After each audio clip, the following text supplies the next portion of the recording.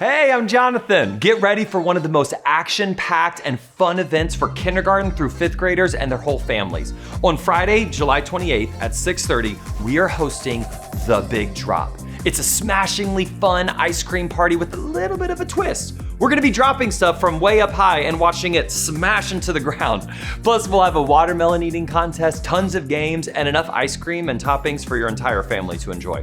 And best of all, we'll hear the story of Jesus' first disciples who dropped everything to follow him. Oh, did I mention that it's completely free? Yeah, you're definitely not gonna wanna miss out on this event. So drop what you're doing, see what I did there, and register for this event right now. You can do that by going to the MEC website, MEC app, or clicking the link under this video.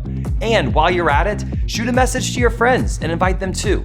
This free event is a great way to enjoy games and ice cream with your friends and family. And I will see you there.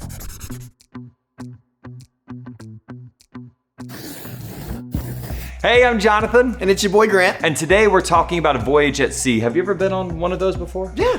Oh, nice. When? Well, you'll have to tune in next week, but here's a sneak peek. Are you paddling?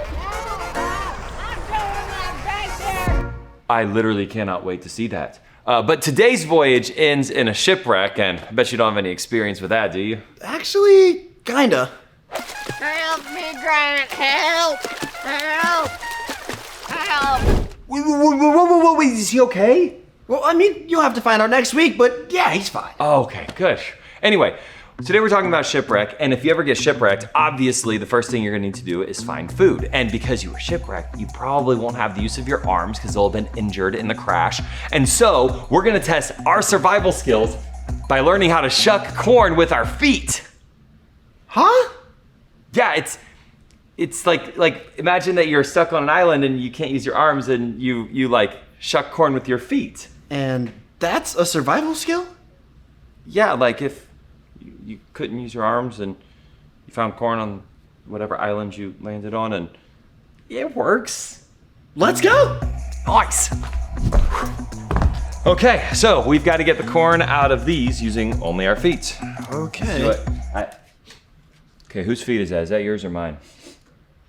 That's zesty. So it's mine. Is zesty like? Oh, that's rank, man.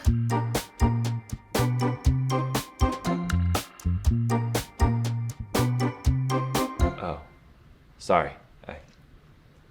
Well, let's just shuck the corn with our feet. All right, you ready? All right. Go in 3, 2, 1. Oh, I'm getting some progress. What? No Yep. way. Hold on. Go from the top. Go from the okay. top. Go from the top. Ow! No. Hold on. Wait. That was not good. Okay, I got it. I'm starting to smell some corn. I'm seeing it. Look at how far I am. Whoa. You can see the corn? Oh my gosh! What? I can do this. Wait. I got it.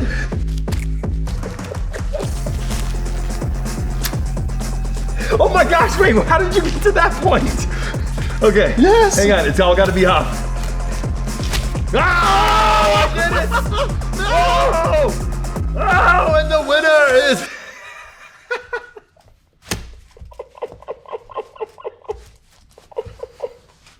You shuck corn with your feet the same way you eat carrots, man. Oh yeah, I mean, it's shocked, is it not?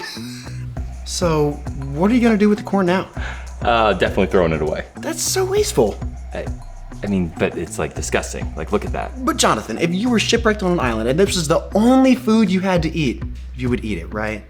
Yeah. And God says not to be wasteful, right? Yeah. And so cook it, eat it, and give thanks. Okay. Oh. There's a little bit of lint from your foot.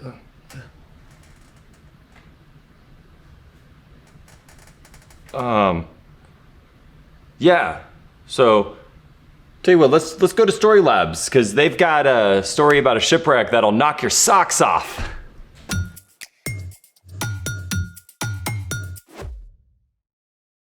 Hey, I'm Carter. And I'm Zeke. We're talking about faith, which is trusting in what you can't see because of what you can see. Even when things fall apart. Especially when things fall apart. Like in today's story. Are we spoiling the story? Well, there's a giant shipwreck. Yep, we're spoiling the story. It's pretty crazy. Waves bashing everywhere, timbers cracking up and snapping apart. We got it. I just think it's an awesome excuse to create our own explosion. Sounds dangerous. Not when we use these. What are they for? An exploding star. Cool. Then let's make it. What? A piece of carpet? Well, this is easier to do on carpet. Where do we start? Well, you're gonna need 5 popsicle sticks. Do they have to be different colors? Nope, but it's more fun that way. You're gonna wanna start by making an A shape with green on the bottom here, red over yellow, just like that. You're gonna wanna keep pressing down on these intersections as we continue on because it's gonna wanna explode a bit too early. You're gonna wanna take this blue stick and slide it under the yellow, over the red, and lock it under that green. Thank you. And then take the purple stick and slide it under the green, over yellow and blue, and lock it under the red. Basically doing the exact same thing as the blue, just on the other side. A star is born. Okay, I'm gonna have to watch that about 7 more times. But first, watch this. Here goes. Whoa! Let's see that again. When popsicle sticks are woven together, potential energy is built up via tension in the sticks. When one end of the stick is released, the potential energy is converted into kinetic energy, flinging the sticks up and out into a chain reaction. Okay, that's super cool, but it happens too fast. And that's why we're making a cobra weave next. Cobra weave? Well, there's a snake in today's story too. To make the cobra weave, we're gonna start with red over yellow, just like the star. Then, take your blue stick and place it over the red stick and under the yellow stick, making kind of a wonky A. Then, take the green stick, place it under the red stick and over the yellow. Make sure to keep it parallel to the blue stick. From here, take the purple and place it under the blue and over the green. Take the orange and place it under the yellow and over purple. Perfect. And from here, you'll repeat the pattern until you've got a length that you're satisfied with.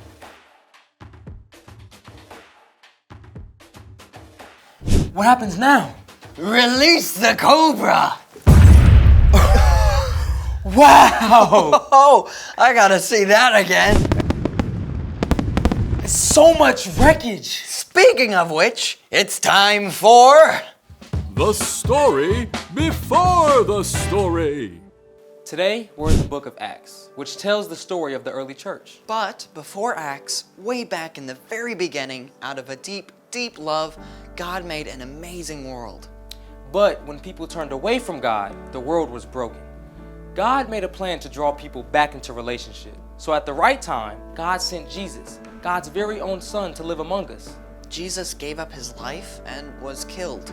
But on the 3rd day, he rose to life. After Jesus returned to heaven, the early church grew quickly. The Apostle Paul traveled thousands of miles and started many new churches, upsetting both Jewish religious leaders and Roman authorities. Which is where our story starts. Take it away. Hey everybody, I'm Brian. Our friend Paul told the story of Jesus everywhere he went, even when it got him in trouble. At last, a Roman commander had Paul arrested. When some men plotted to take Paul's life, the commander had Paul taken to the governor in Caesarea. Here, Paul was kept for 2 years. Finally, when unfair accusations were made about him before a new governor, Paul demanded, I appeal to Caesar. Now, Paul was a Roman citizen, and it was his right to get a fair trial before the ruling Caesar. But that meant an epic and dangerous trip all the way to Rome. Paul and several other prisoners were handed over to a centurion of the imperial regiment. I am Julius. Hail Caesar! So the men set sail, eventually making it to a harbor called Fair Havens. Paul warned Julius and the crew. Men, I can see that our voyage is going to be disastrous and bring great loss of ship and cargo and to our own lives also. The pilot and ship's owner disagreed. This is a terrible place to spend the winter. We should sail on to the harbor at Phoenix. Julius listened to the pilot and the ship's owner instead of Paul, and when a gentle south wind began to blow, they jumped at the chance to set sail once more. Anchors away! But within a short time, that soft breeze became a stiff wind, and finally whipped up to a hurricane-force gale. The ship was caught up by the waves and driven by the wind. After many days, the crew feared the ship would be torn apart and sink. They even threw cargo and the ship's tackle overboard to lighten the load. We're doomed! Even though everyone else had given up hope, Paul stood strong and continued to talk with God. At last, he addressed the crew and passengers. You should have taken my advice not to sail from Crete. Then you would have spared yourselves this damage and loss. Paul was not above a good "I told you so." Keep up your courage, because not one of you will be lost. Only the ship will be destroyed. Last night, an angel of God told me, "Do not be afraid, Paul. You must go on trial in front of Caesar. God has shown his grace by sparing the lives of all those sailing with you. I have faith in God that it will happen. However, we must run aground on an island."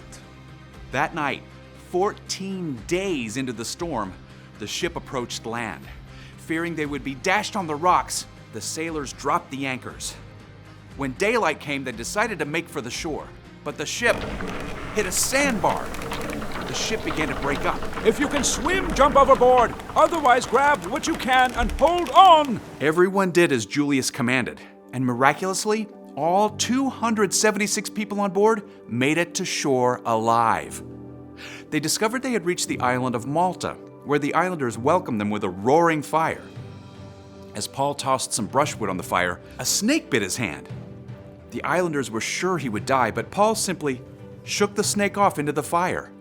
When nothing happened to him, they decided he must be a god. There on Malta, Paul prayed for the chief official's father, and that man was healed of a fever. Through the help of God's Spirit, Paul healed other sick people on the island too, and the islanders gave Paul and his fellow passengers everything they needed. The end. Arrest, prison, shipwreck, snake bite? Ah, man, it's like Paul was just a magnet for terrible things to happen. Yeah. In a letter to the church in Corinth, Paul even wrote down an epic list of all the awful things he had experienced.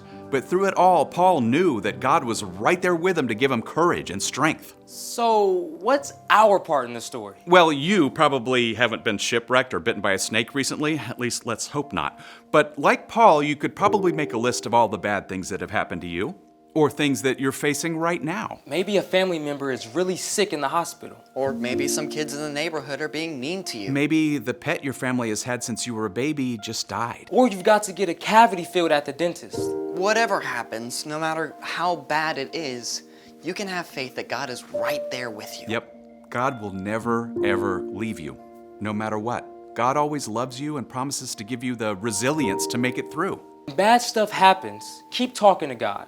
Keep holding on. And God may not make the bad situation go away, but God will walk with you right through the middle of it. Yeah, I think you got it. See you next time. Here's the thing. When bad things happen, God is with you. Man, it looks like a shipwreck in here. I got an idea. Star Wars? Oh yeah! Hey, thanks for joining us in the Story Lab. See you next time. Get